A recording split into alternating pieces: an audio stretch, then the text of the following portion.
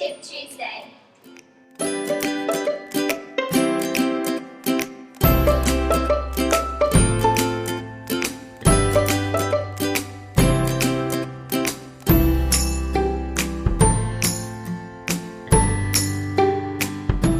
Today we'll be showing you a few great tips for your pirouettes.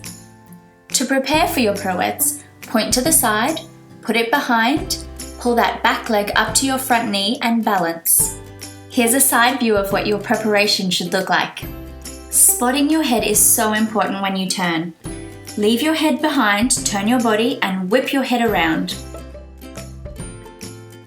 Let's turn, point, prepare and balance. Down, point, prepare and balance. Prepare, behind, single turn, squeeze your tummy and your butt. Prepare, single turn and down. Point, prepare, double whip, whip and down. Point, prepare, whip, whip, down. Once you've got your pirouettes, you can add in lots of different things like these attitudes and also a tilt. Have fun!